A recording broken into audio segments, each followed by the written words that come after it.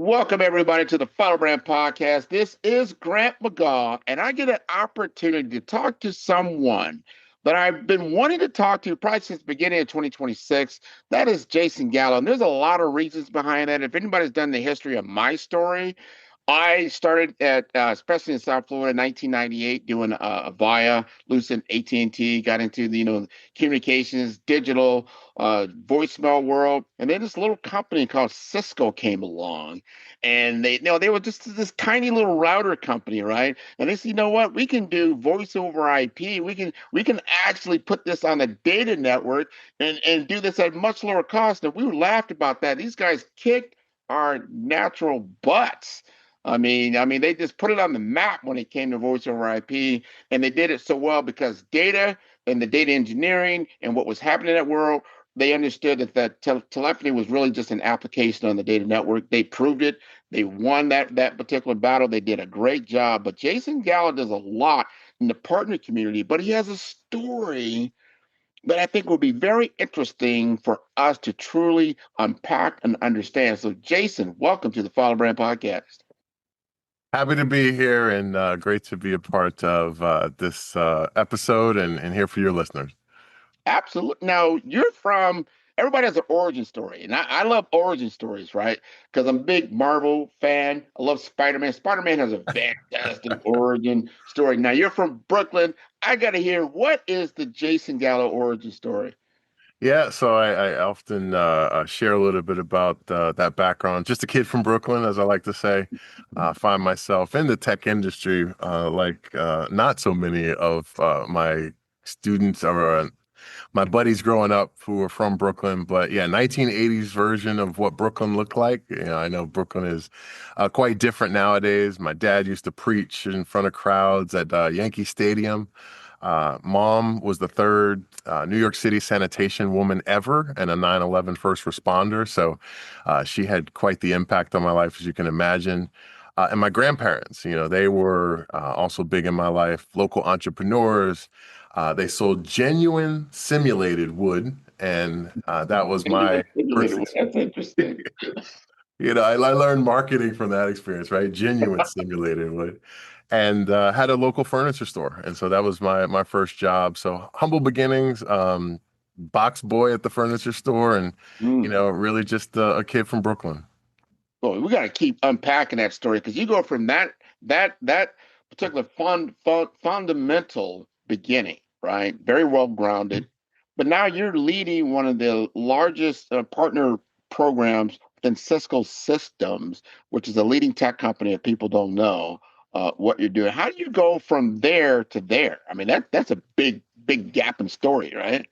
Yeah, so I appreciate you calling that out. I guess for me, that background, if you will, it always instilled in me leadership and this idea of being able to be the first to accomplish things. And when people think that something's impossible, there was truly this belief, whether again it was from my dad preaching, my mom being one of the first sanitation women ever, if that meant what it was going to take to put her kids through college, Mhm. that nothing is impossible, and you really just have to persevere and push through it.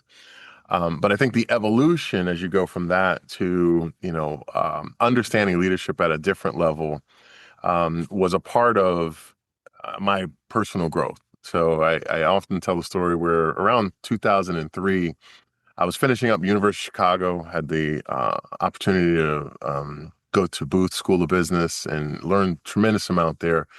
But I found myself after that back in Brooklyn with a group of friends and was sharing similar sentiment or thoughts as I just shared with your audience, which is, everyone can just, push through their limits and you can be the first and nothing is impossible. But what I missed at the time when talking to a bunch of friends is that, one of my friends was really going through a life crisis. Mhm. And that advice doesn't necessarily always work, like be the first and push through. I had missed the point, which is, that there's more to it and there's more to leading than simply just pushing people. And so I fast forward past that incident with my friend in Brooklyn. A few years later, had a buddy of mine a mentor of mine who said, "Hey, let's cross the Grand Canyon together." And like, Yeah. okay, a Grand Canyon rim to rim challenge. And by mile 15, my mind, I'm just completely given out. But he had already planned this list of questions and things to talk about to pass the time. By mile 20 or so, the body starts to give out, and he had already instructed us to have some electrolytes and extra water, etc. And by mile 24, my legs literally gave out. I mean, I literally collapsed on the ground. And at that point, my friend sat with me, and periodically we thought through how do we take 5 more steps, Wow. at least figure out how to, move forward in a progressive way. And I'll never forget that moment because I learned what I had missed with my friend back in Brooklyn, which is that real leadership, yes, it is about being the first, believing that you can push through, that the impossible is possible, and all of those things. But what my mentor taught me was that along the journey, you have to also equip the team with the proper tools that unlock their strengths. Yeah. And that empowering moment allowed me, obviously, to finish that Grand Canyon Rim to Rim Challenge. But it was where I went from that Brooklyn kid mindset that was, I can power through, I can be resilient, I have the grit, to I have to have all of that as a foundation, but I have to then empower those around me to also unlock their unique strengths and lead in a different way. And so when we talk about going from that one mindset to where I'm at today, I really attribute it to those few incidents. N- You mirror what you just put forth as your story is what I wrote about in my latest book. I came out with a book in 2025. It's right behind me here on First Light, and that is called The Brave Path to Authentic Leadership. And what you just talked about is exactly some of the principles that I bring forth because you got to first get to your identity, right? And you really won't know your identity until you've gotten through, you got challenged to your core and you really found out how much you had to take. And I love what you just said about 5 more steps. When you got nothing, I said, I got nothing. How do you take 5 more steps? But that encouraging voice, you can do it. This is how you do it. Here's the tools. I'm going to show you how to do it. And then that skill set. But that mindset shift is so important to get to that next level. I call it my brave framework, which is now you got to get your identity. Now you truly know yourself at a much deeper level than you did before. Now you can be more resilient as you start to go through these different things. You still want to move forward. You still want to be that gun ho, but you're doing it as not only just yourself, but then is we. How do we get there? And I can see why you're now leading the partner world in what you're doing, and then being authentic about it because you got to be real Yeah. in what you're doing, right? And have that vision, and then you execute on that. I see that a lot in what you just said, and your true. I'm gonna call it a Spider-Man moment. I love it. I love it. And I think you're right. It exactly mirrors that shift from the me to the we. And this is important now because I feel we're both been in this technology platform from a long time. I got in with voice over IP, which I talked about. It started getting into social and mobile compute, cloud computing. I've watched Cisco grow along that whole entire stratum. We're now in probably in our lifetime, we'll never see such a technological leap in an Mm. AI era. Artificial intelligence is everywhere. And now you're seeing huge investments in infrastructure, which is where Cisco kind of sits.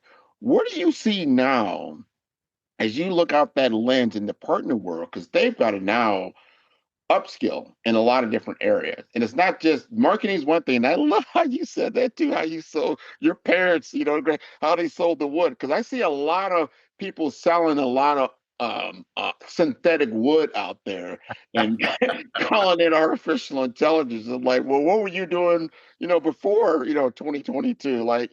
But I see a lot of that out there. But they've got to upskill. What are you doing now in your world to help people to be authentic in their AI journey? Great question. And I'll tell you, as you mentioned, This is a once in a decade, if not once in a lifetime, type of a transformation that we're seeing. AI, I believe, and folks here at Cisco, we definitely believe that it'll surpass the impact of, other breakthroughs that we've lived through, like the internet or cloud, or you mentioned, voice over IP and telephony. It's truly something that's going to reshape every industry. We're also seeing not just AI as a tool. AI is now becoming much more of a teammate.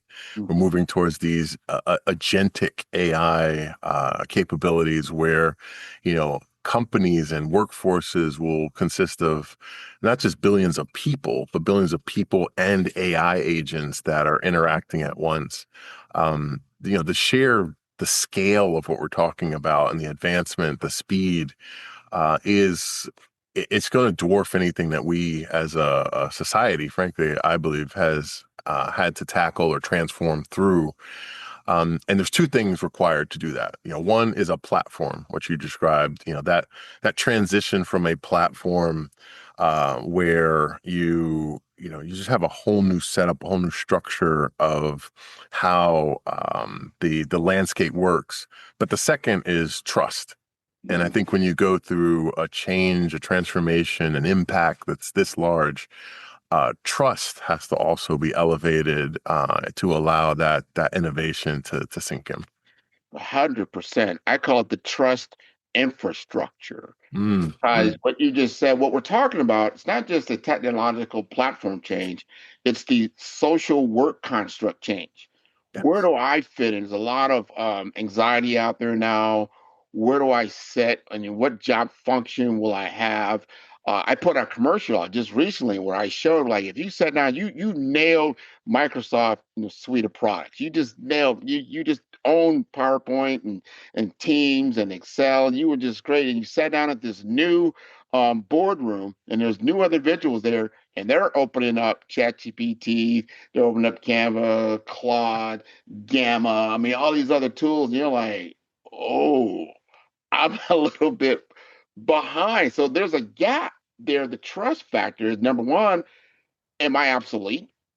Number two, do I have the ability to get the training that I need to get there? Number three, the industry is still defining itself. So we don't really know exactly how this all is going to play out. From a leadership perspective, how are you dealing with that? Yeah, that's exactly the change that I am describing there. Again, Cisco will handle the technological, the infrastructure side of it, but that trust infrastructure, if you will. I'll share another story. So a few years ago, I was part of a special task force here at Cisco.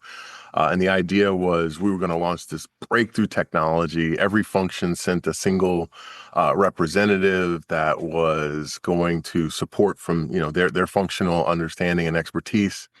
And success of this initiative, it really meant, besides helping support the company, it was like a career ticket to vice presidency and senior roles. So there was definitely a lot at stake for those of us who were selected. And yet we were regularly flying into these high level meetings, and it wasn't quite clicking. To your point, you get in there and you'd have people opening up different things, et cetera. We were nodding even when we didn't really understand what someone was saying. We looked aligned, but we might not really be prioritizing some of, the challenges that a different function was bringing up because we had our own concerns. I like to call it we were dressed in corporate camouflage.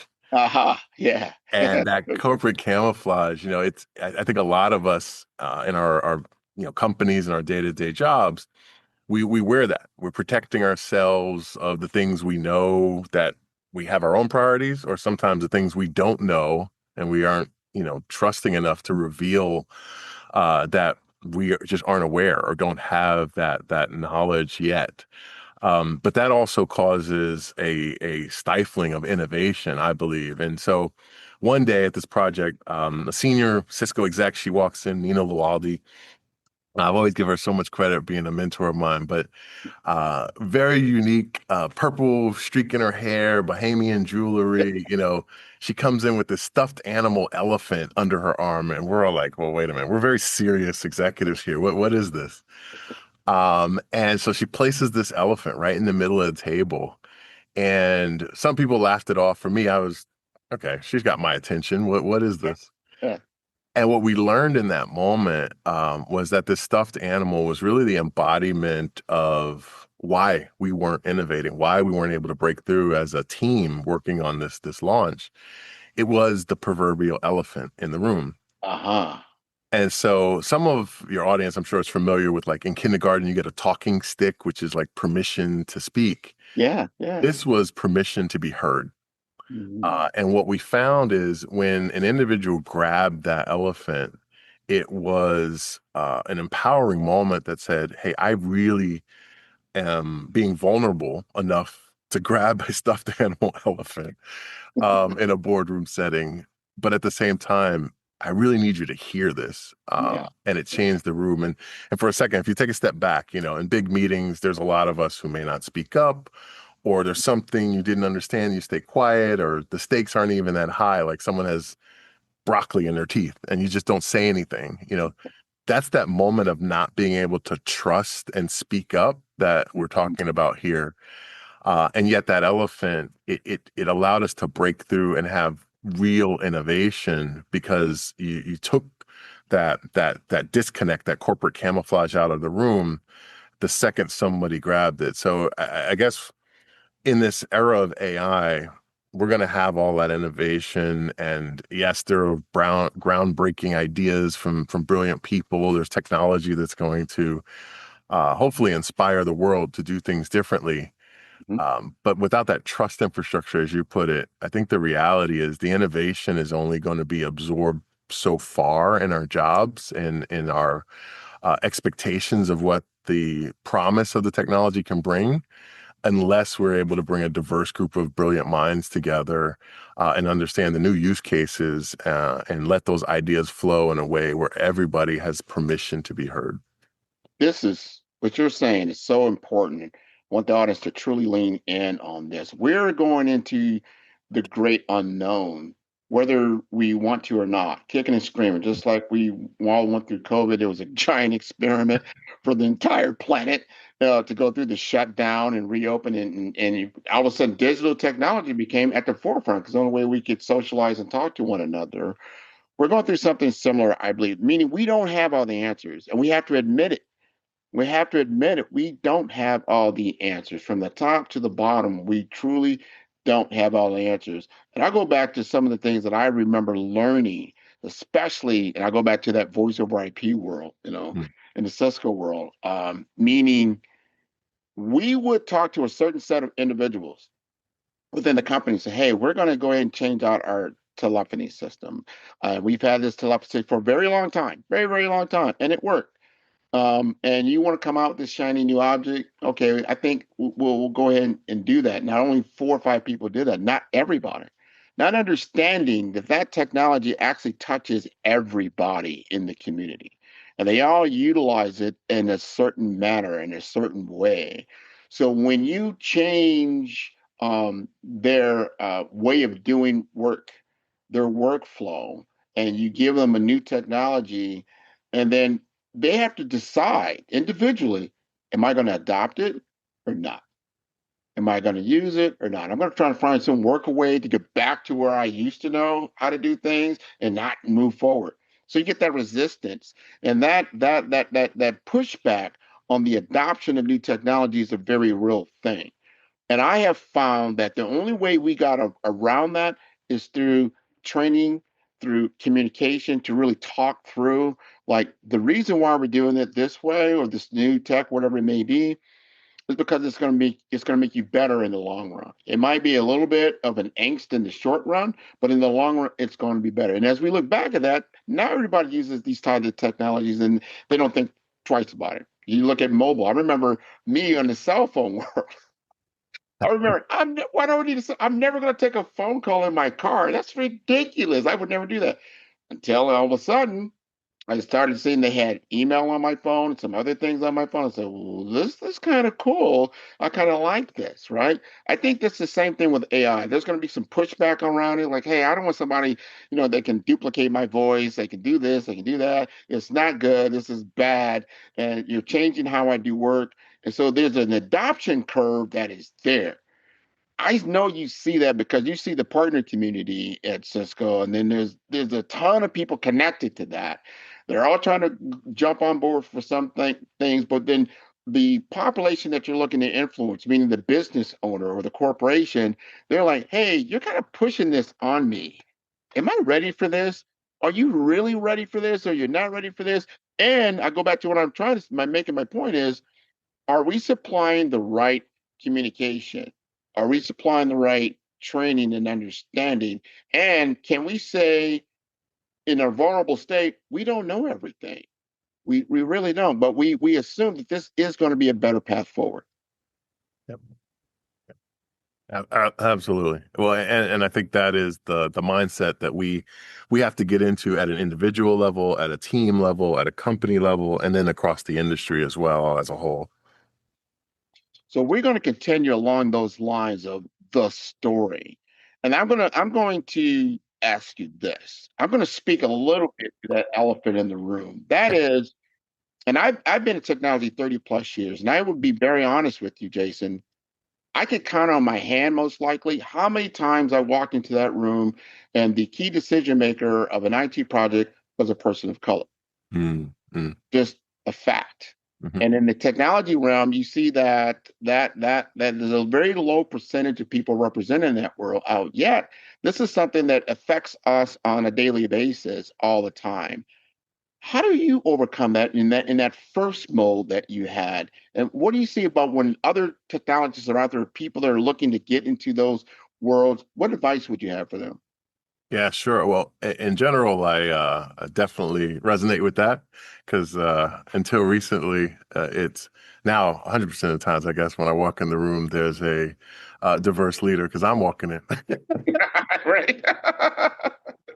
But besides that, I certainly can understand for a lot of folks what that may feel like and understanding how to break through in those environments. I'll tell you though, the key is again coming back down to that human level. We're all experiencing career journey and ambitions, and what are those things that make us more alike than different. And I will tell you the key for me was a mentor. I was actually a part of a McKinsey leadership pipeline at one point. And the thing I learned that quite often is not taught is a mentor is not a single thing. And a mentor, there's about 12 different versions of what a mentor can look like. A mentor is not necessarily somebody who's going to tell you what you want to hear all the time. There's a mentor who may be a connector and they're just going to connect you with different people. There's a mentor who's the coach and providing you some of that, input that you need to hear and boost you. There might be a mentor who's a visionary and they're like, look, just look ahead. If you look 2 to 3 years out, 4 to 5 years out, whatever it may be, having a career plan and you'll get different mentors and you should have that board of directors who can help you see through that.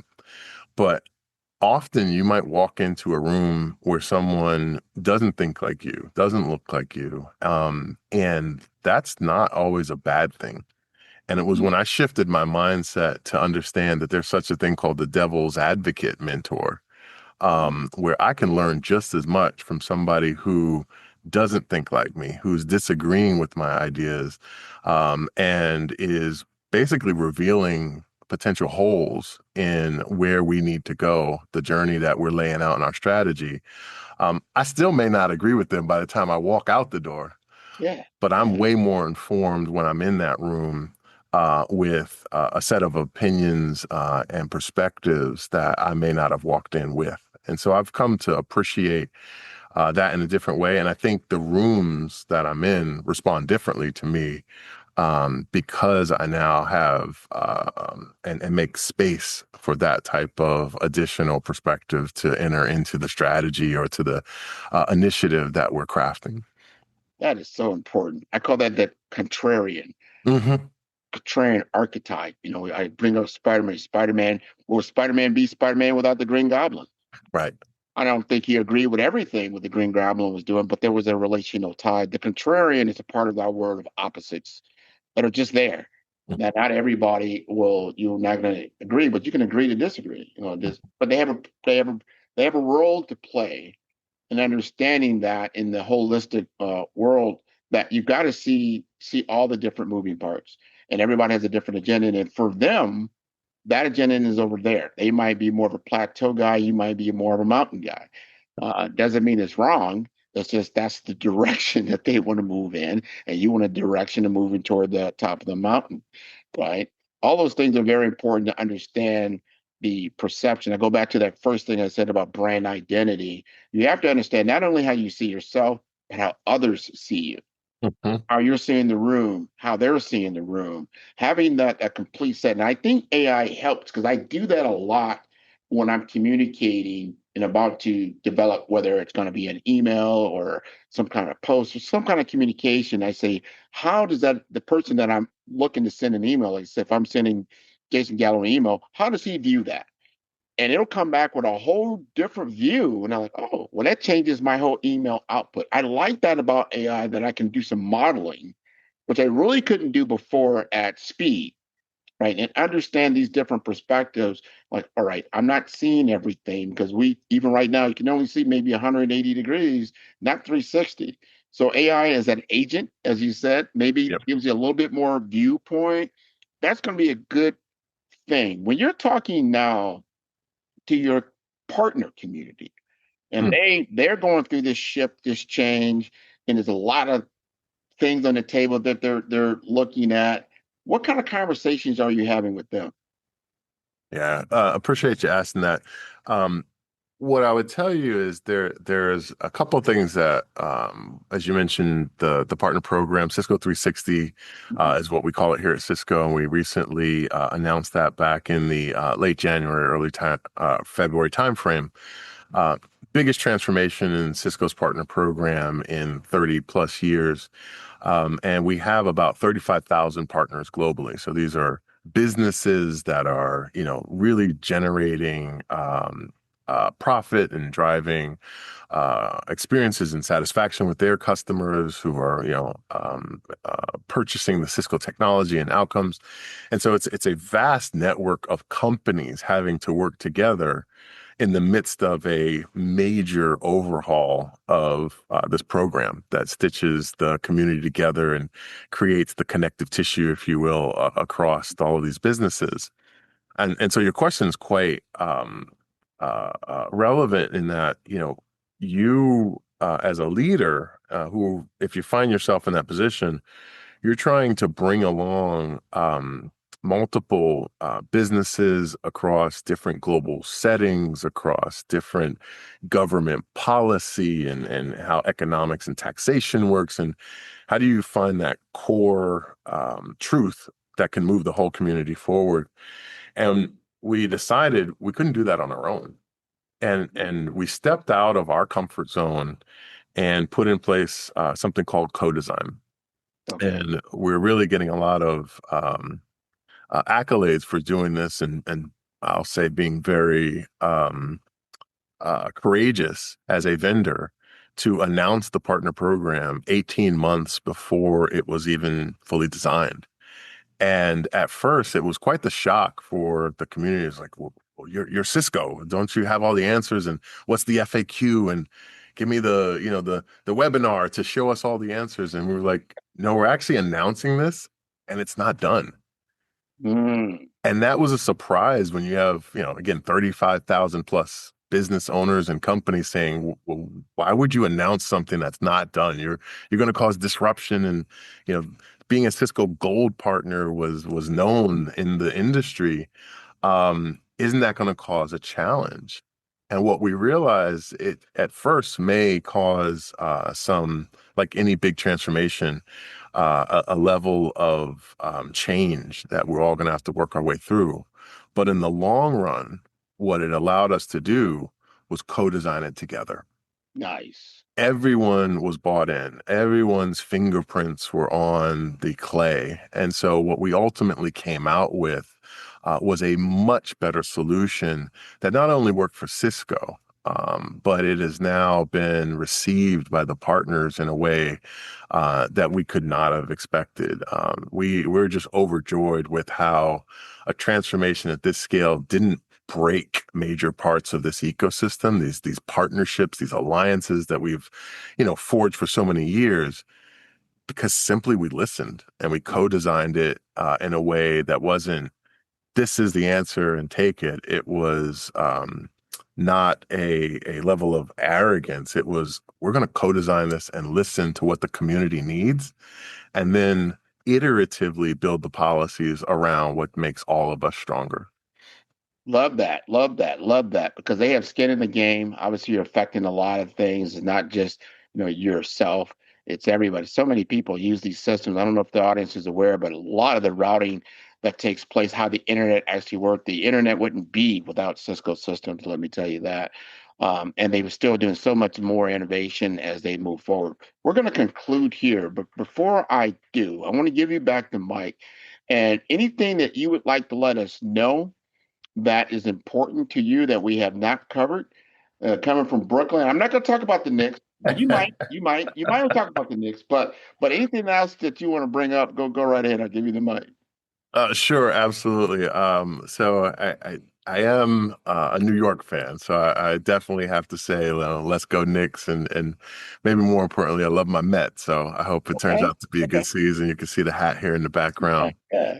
Um, but also, just in terms of men's health, I often, when I have a chance, try and help remind everybody about prostate cancer. I lost my dad in 2020, Understood. and great guy. And it was one of those things where it's totally preventable. It's a an unfortunate cancer that if you don't catch it early enough, it causes quite a lot of problems. And like I said, we lost him. But there's some great organizations out there like Zero Prostate. They do local races and help support those type of fundraising and benefits for people in need. And so, if thank you for giving me a chance to kind of mention that. That would be one I would encourage. It is often forgotten, but it's certainly one of those things that takes some loved ones away from us that I'd ask your audience to consider supporting if they can. Oh, without question, I'm all about health. I cut my teeth a lot in healthcare technology as well to actually help, especially with the messaging, understanding what can be done in the healthcare realm. If you can get to it early and often, especially for men, get yourself checked out. Just get yourself checked out. There's no reason not to do that, and then go through the process if you do. I think it's something. The numbers are pretty high about how many men actually will get prostate cancer in this world. So don't say it won't happen to you. Is the thing, right? Right. Right. So that one look like question, how do they get if the audience says, hey, how do we get in contact with you? What is the best possible way? So LinkedIn, you can find me at Jason W. Gallo on LinkedIn, and I am very active. Will respond to messages, but also you'll see me post a lot of great stuff around AI, where we're headed with cybersecurity, and the new innovations and things that we talked about on your show here today. Excellent, excellent. Jason, this has been wonderful. I want to thank you. I want to thank your Cisco team and thank our audience for continuing to tune in to all the episodes of Follow the Brand. They can see all of our episodes at 5 Star Medium. That is the number five. That is star, STAR, B for brand, D for development, infomasters.com. I want to thank you so much again for being on the show. All right, appreciate you. Thank you for the time. No problem. You take care of yourself.